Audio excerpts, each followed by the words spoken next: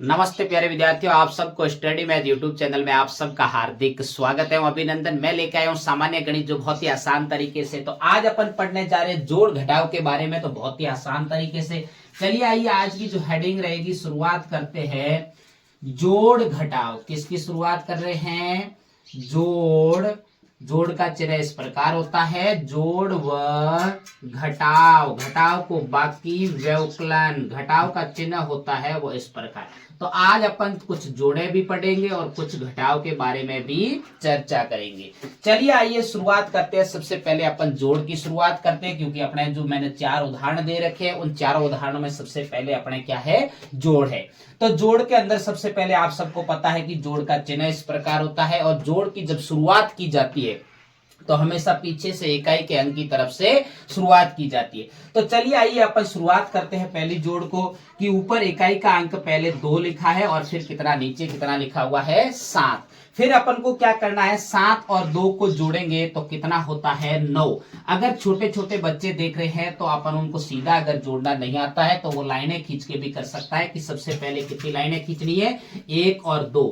उसके बाद में कितनी लाइनें खींचनी है? 7। तो 1 2 3 4 5 6 7, कितनी लाइनें खींचनी है? 7। अब देखिए उसके बाद में 1 2 3 4 5 6 7 8 9, कितने हो गए? 9। तो इस प्रकार भी आप लाइनें खींच के भी कर सकते हो। तो ये कितना आएगा? 9 आएगा। चलिए उसके बाद में अगले अंक को जोड़ते, अंकों को जोड़ते हैं।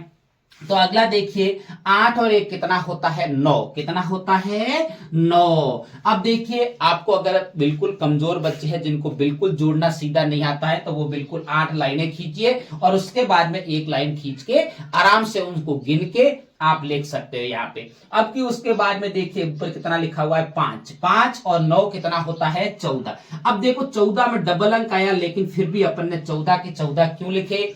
क्योंकि यहाँ पे आगे कोई अंक नहीं है। अगर कोई अंक होता तो अपन हासिल लगाते, लेकिन ये हासिल वाली जोड़ नहीं है, बिल्कुल साधारण जोड़ थी। अपन ने बिल्कुल आसान से आसान तरीके से इसको हल कर लिया। अब देखिए उसके बाद में दूसरी इसी प्रकार जोड़ है। देखिए वो कैसी जोड़ है, वो भी अपन बहुत ही आसान तरीके से सरल करेंगे। बस हमारे साथ आप जुड़े रहे। मैं गणित बहुत ही सरल से सरल तरीके से हर एक एक प्रश्न पे चर्चा करके मैं पढ़ाता हूं, तो आप हमारे से जुड़िए। अब देखिए उसके बाद में इस जोड़ को भी अपन इकाई के अंक की तरफ से हमेशा अपन क्या करते हैं? शुरुआत करते हैं। उसके बाद में देखिए 8, इकाई का अंक कितना है? 8 और 5। तो अगर जिस बच्चे को बिल्कुल ऐसे सीधा जोड़ना नहीं आता, मैं बार बार यही कहता हूं कि गलत मत करो। हमेशा जो बच्चा बार बार प्रयास करता है, भले ही लाइनें खींच के जोड़ो, जो प्रयास करता है वही सीखता है, और एक दिन आप भी बिना लाइनें खींचे आप सीधा जोड़ सकते हो इनको। तो चलिए आइए शुरुआत करते हैं। तो 8 और 5 कितना होता है? 8 और 5 13 होता है। 13 में कितने अंक आ गए? डबल। देखिए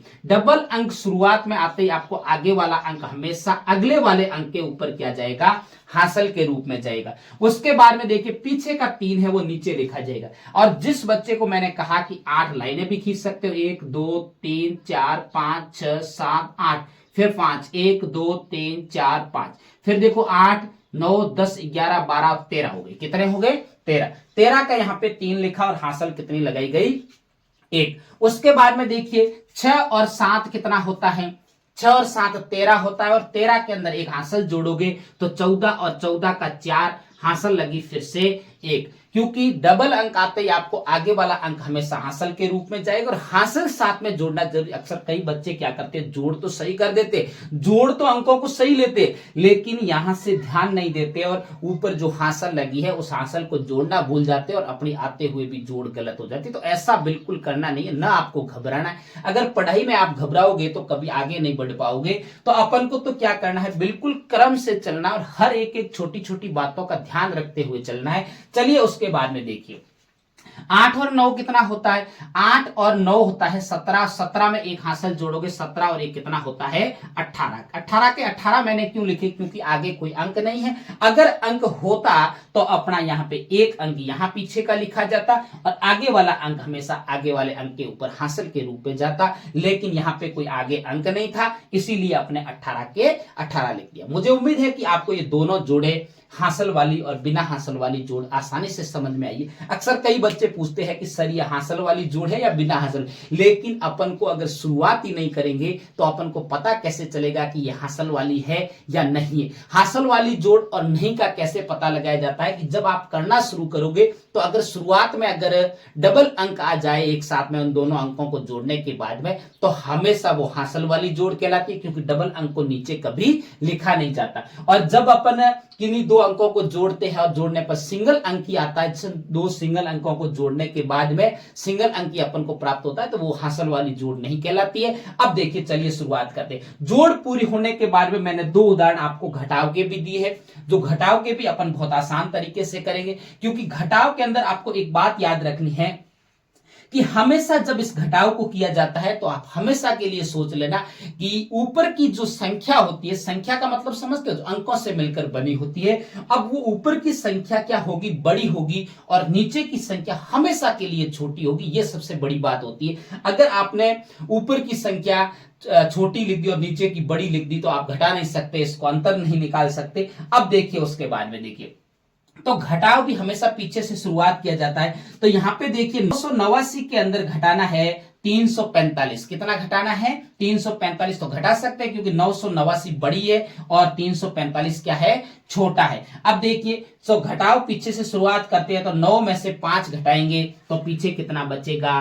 4। अब जिस छोटे छोटे बच्चे देख रहे जिसको बिल्कुल समझ में नहीं आता है, सीधा नहीं घटा सकता है, तो वो पहले 9 लाइनें खींचिए, 1 2 3 4 5 6 7 8 और 9। फिर उसमें से 5 मिटा दीजिए, 1 2 3 4 5। फिर देखो 1 2 3 4 बची और मैंने 4 लिख दिया, क्योंकि अपन को पढ़ाई के अंदर संकोच नहीं रखना है, क्योंकि जैसे तरीके से अपन सीख सके उसी तरीके से अपन को सीखना है। ये मत सोचो कि इसमें लाइनें खींचूंगा तो मेरा अच्छा नहीं लगेगा, नहीं। आप अगर सीखना चाहते हो तो अपन को लाइनें भी खींचनी पड़ेगी, बिना लाइनों से भी करना पड़ेगा, लेकिन किसी भी हालत में अपन को सीखना है।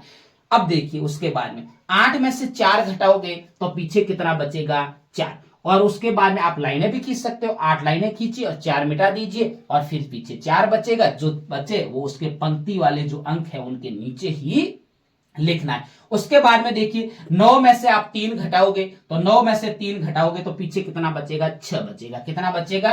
6 बचेगा। अब देखिए, मुझे उम्मीद है कि आपको ये सिंपल घटाव, जिसके अंदर ऊपर के सारे अंक बड़े थे और नीचे के सारे अंक छोटे थे, इसलिए अपन ने बहुत ही आसान तरीके से घटा दिया। अगली देखिए घटाव, दूसरा इससे थोड़ा अलग घटाव है, उसको कैसे किया जाता है वो भी अपन आसान से आसान तरीके से समझेंगे। तो चलिए आइए शुरुआत करते हैं। तो घटाव हमेशा पीछे से शुरुआत किया जाता है। यहाँ पे ऊपर लिखा हुआ है 964 और नीचे लिखा हुआ 538। इतना अपन को पता चल गया कि ऊपर की संख्या बड़ी है और नीचे की संख्या छोटी है, तो अपन घटा सकते हैं आसान से आसान तरीके से। अब देखिए, घटाव पीछे से शुरुआत की जाती है, तो क्या 4 में से 8 घटा सकते हो? नहीं घटा सकते। मैंने अभी कहा कि ऊपर का अंक हमेशा बड़ा होना चाहिए और नीचे का छोटा होगा, तभी घटा पाएंगे, नहीं तो अपन नहीं घटा पाएंगे। ऐसी स्थिति आने पे अपन को छोड़ना नहीं है बिल्कुल। अपन को क्या करना है? पड़ोसी अंक के पास में जाना है और पड़ोसी से एक उधार ले लेना है। 6 में से एक उधार लिया तो पीछे 5 बचा और यहाँ पे एक इसके पास 4 के बिठाते 14 बन गए। अब बड़ा अंक हो गया। अब 14 में से 8 आसानी से घटा सकते हो और 14 में से 8 आप घटाओगे तो पीछे कितना बचेगा? 6। कितना बचेगा? 6। आप ऐसे लाइनें खींच के भी घटा सकते हो, 1 2 3 4 5 6 7 8 9 10 11 12 13 14। उसमें से 8 घटानी, 1 2 3 4 5 6 7 8। फिर देखिए 1 2 3 4 5 6। कितना बचा? 6। तो आपको बिल्कुल हर एक बात में संकोच नहीं रखना है, क्योंकि सीधा घटाना आए तो और भी बेस्ट, क्योंकि आप इसको घटा सकते हो। और अगर सीधा नहीं घटाना है तो लाइनें खींच के मिटा दो, लेकिन अपना काम पक्का होना चाहिए। अब देखिए उसके बाद में 5 में से तो 3 आसानी से घटा सकते, तो 5 में से 3 गया, पीछे कितना बचा? 2। और 9 में से 5 गए, पीछे कितना बचा? 4। मुझे उम्मीद है कि आपको उधार वाला घटाव और बिना उधार वाला घटाव दोनों आसानी से समझ में आई है, और सामान्य जोड़ और हासिल वाली जोड़ भी अच्छी तरीके से समझ में आई है। आप भी ऐसे प्रयास करते रहना। जो बच्चा प्रयास करता है वही आगे मंजिल को हासिल करता है। और आप अगर मेरे पढ़ाने का तरीका अच्छा लगे तो मेरे चैनल को सब्सक्राइब करना और आगे अपने प्यारे प्यारे मित्रों को शेयर करते रहना। तब तक मेरे स्टडी मैथ यूट्यूब चैनल पर बने रहे।